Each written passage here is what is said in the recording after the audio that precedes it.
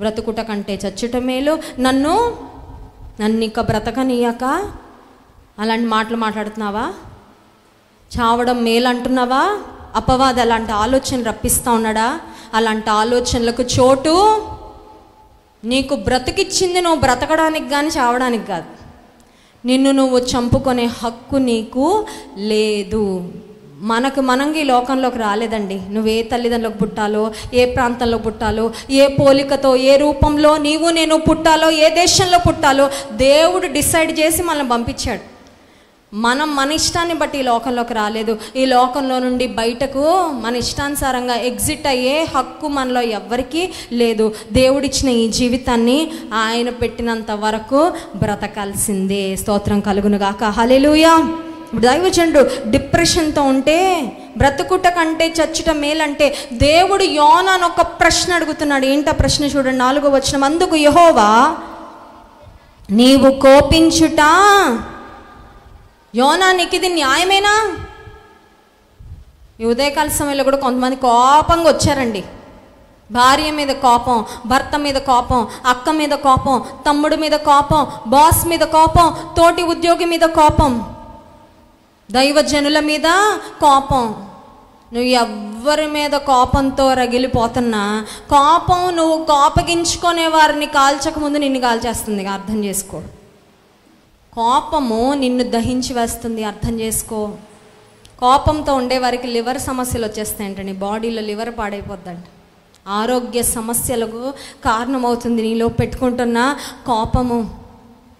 కోపం అనేది it's like a tree that's burning, that is set on fire. అగ్ని వస్తున్న ఒక చెట్టును ఊహించుకోండి. ఆ చెట్టు దగ్గరికి ఎవరైనా వస్తారా నీడ కోసం? కాలిపోతున్న ఒక చెట్టు దగ్గరికి నీడ కోసం ఎవరైనా వస్తారా? కాలిపోతున్న చెట్టు మీద గూళ్ళు కట్టుకోవడానికి పక్షులు వస్తాయా? అమ్మో, అందరు చూసి దూరంగా ఉండిపోతారు. నువ్వు కూడా కోపంతో మండిపోతున్నావంటే నీ దగ్గరికి ఎవరు రారేంటండి? మరి అలా ఉంది మరి నీ టెంపర్. నీ టెంపర్కి భయపడి ఎవ్వరు నీ జోలికి అది ఎవరు చేయరేంటక్క ఫ్రెండ్షిప్. మరి ఫ్రెండ్లీగా ఉండు. మరి అలా సీరియస్ మొహం వేసుకొని మాడిపోయిన బల్బులా పెట్టుకుంటే నీతో ఎవరు చేస్తారు ఫ్రెండ్షిప్? ఒక చిరునవ్వు ఉండదు, ఒక పలకరింపు ఉండదు, ఒక కలుపుగోలుతనము ఉండదు, ఒక ప్రేమ, ఒక ఆప్యాయత నీలో కనబడినప్పుడు ఎవరు వస్తారు నీ దగ్గరికి? ఎవరికి కావాలి? నువ్వు నాకు ఎవరు అక్కర్లేదు అన్నట్టు బ్రతుకుతున్నప్పుడు నీ దగ్గరికి ఎవరు వస్తారు? నువ్వు కూడా ఎవరికి అక్కర్లేదు. ఈ రోజుల్లో చాలామందికి బంధాల విలువ అర్థం కావట్లేదండి. బంధాల విలువ అర్థం కావట్లా. దేవుడు నీకు ఇచ్చిన బంధాలు కాపాడుకో. ఆయనతో నీకున్న బంధము the most important relationship is your relationship with God.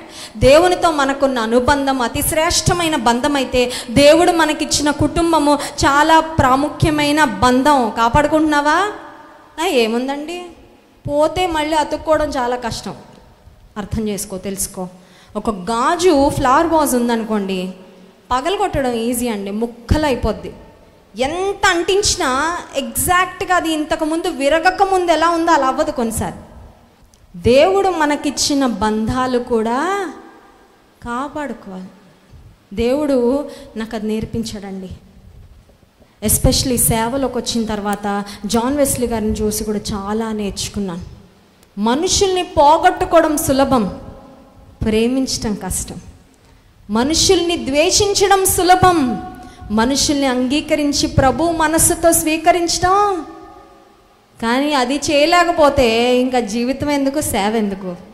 ముందు సేవ మాటల్లో కాదు, ప్రసంగాల్లో కాదు, బ్రతుకులో. దైవజన్ని చూసి నేను అదే నేర్చుకున్నానండి. ప్రేమించడం ఇంకా నేర్చుకున్నా. మనుషుల్ని చేరదీయడం దేవుడు నేర్పించాడు నాకు.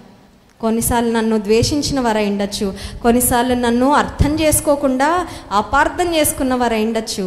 నాకు అన్నీ తెలిసినా ఏమీ తెలియనట్లే వాళ్ళు వచ్చినా చక్కగా పలకరిస్తా, హృదయపూర్వకంగా ప్రార్థన చేస్తా. అక్క ప్రార్థన చేయంటే no problem, that's fine.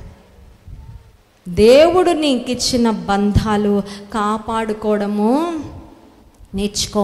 Value relationships that God has given you. దేవుడు నీ జీవితంలో ఇచ్చిన బంధాలు. యోనా గ్రంథంలో మనం చూసినట్లయితే దేవుడు యోనాను అడుగుతున్న ప్రశ్న, నీవు కోపించుట న్యాయం కాదు యోనా. ఇది ఏంటి కారణం ఏంటి? నువ్వు అంత కోపం ఎందుకు పెట్టుకుంటున్నావయ్యా? నినివే పట్టణస్థులు బాగుపడితే ఒక దైవజన్నిగా నువ్వు సంతోషించాలి కదా. ఒక దైవజన్నిగా నువ్వు ప్రభువును స్తుతించాలి. దేవా, నేను ప్రకటించిన ఆ సువార్త, ఆ మాటలు వీళ్ళలో పనిచేసాయ్యా, నీకు వందనాలని దేవుని స్తుతించాలి. But why are you upset? నా పని జరుగుతూ ఉన్నప్పుడు మనుషులు వారి హృదయాలు నా వైపు త్రిప్పబడుతూ ఉన్నప్పుడు నువ్వెందుకు బాధపడుతున్నావు? నువ్వెందుకు నిరుత్సాహపడిపోతున్నావు? నువ్వెందుకు మరణించాలనే ఆ ఆశ కలిగి ఉన్నావు? యోనా, నువ్వు కోపించుట న్యాయము కాదు. యాకోబు పత్రిక 1వ అధ్యాయం 19-20 వచనాలకు మాట ఉంది చూడండి. యాకోబు పత్రిక 1వ అధ్యాయం 19-20 వచనాలు. నా ప్రియ సహోదరులారా, మీరీ సంగతి ఎరుగుదురు గనుక ప్రతి మనుష్యుడు వినుటకు వేగిరపడువాడును, మాటలాడుటకు నిదానించువాడును, కోపించుటకు నిదానించువాడునై ఉండవలెను. ఎందుకనగా నరుని కోపము దేవుని నీతిని నెరవేర్చదు. వినుటకు వేగిరపడాలి, కోపపడుటకు, మాటలాడుటకు నిదానించాలి. ఎందుకంటే నరుని కోపము దేవుని నీతి నెరవేర్చాలంటే కోపాన్ని అదుపులో ఉంచుకోవడము. We should learn control. Volume పెరిగిపోద్దండి టీవీ సడన్గా. కొన్నిసార్లు ఏం చేస్తాం, వెంటనే చెవులు పగిలిపోతాయి, లేకపోతే ఇయర్ డ్రమ్స్, అవునా? ఫ్లేమ్ పెట్టేస్తాం టైం లేనప్పుడు వంటకి. సడన్గా పాలు పొంగుతున్నాయి, ఏం చేస్తాం? కంట్రోల్. ట్యాప్ తిప్పాం, వాటర్ నిండిపోయింది, వెంటనే ఫ్లోని ఏం చేస్తాం? కంట్రోల్. కోపం పెరిగిపోద్ది కొన్నిసార్లు, ఉప్పు వల్ల, షుగర్ వల్ల, బీపీ వల్ల కదండి, ఓపిక లేకో, వర్క్ ప్లేస్లో ఒత్తిడో, whatever reason, sometimes we get angry. మనుషులం కాబట్టి సహజమే. వెంటనే ఏం చేయాలండి? ఆశ, సెల్ఫ్ కంట్రోల్ నిగ్రహించుకోవాలి. ప్రభువా, నాకు కోపాన్ని నిగ్రహించుకునే శక్తి నాకు ఇవ్వయి. ఎఫెసీ పత్రిక 4వ అధ్యాయం 26వ వచనం చూడండి. ఎఫెసీ పత్రిక 4వ అధ్యాయం 26వ వచనం. కోపపడుడి గాని పాపము చేయకుడి, సూర్యుడు అస్తమించు వరకు మీ కోపము నిలిచి ఉండకూడదు. కోపపడండి అంటే ఒక లిమిట్ ఉంది, దెర్స్ ఎ లిమిట్. పాపం చేసే అంతవరకు వెళ్ళనివ్వద్దు నీ కోపాన్ని. సూర్యుడు అస్తమించే లోపు సెటిల్ డౌన్ మ్యాటర్స్. కొంతమంది ఉంటారండి, కోపం అనేది ఒక సూట్ కేసులా మోసుకెళ్తానే ఉంటారు. ఎక్కడికి వెళ్తే భర్త తిడతాడు భార్యని, ఆ కోపం సూట్ కేసులో ఉంటుంది ఈవిడ దగ్గర. పిల్లలు వస్తారు స్కూల్ నుంచి, వాళ్ళకి ఏమీ తెలియదు పాపం. మమ్మీ అనుకుంటా, ఉండరా అని ఒక్కడు కొడుతుంది. వాడికి అర్థం కాదు అసలు నేను ఏం చేశాను. స్కూల్ నుంచి వచ్చి మమ్మీ దగ్గర ఒక హగ్గు కోసం వస్తే చెంప మీద కొట్టిందండి. అది ఏ కోపం అంటే భర్త చూపించిన కోపం. ఎవరి మీద చూపిస్తున్నావు? సూర్యుడు అస్తమించు వరకు మీ కోపము.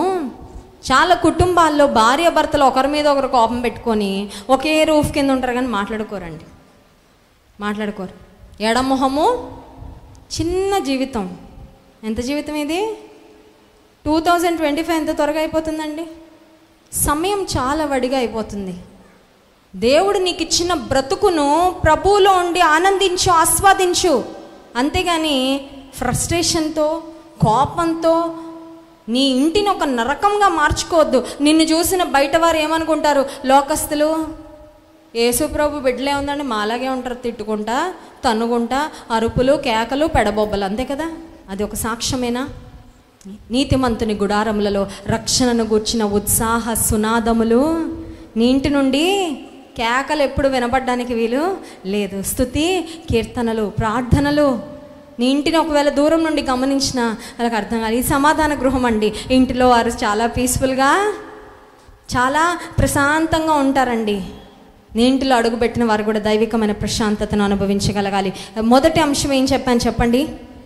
వ్యర్థమైన కోరికలు. రెండవ అంశము వ్యర్థమైన కోపంతో ఇక్కడికి వస్తే ఆ కోపాన్ని ఇక్కడే విడిచిపెట్టి ఇంటికి వెళ్ళాక విడిచిపెడదామని కూడా విడిచిపెట్టినవాడు అవ్వదు.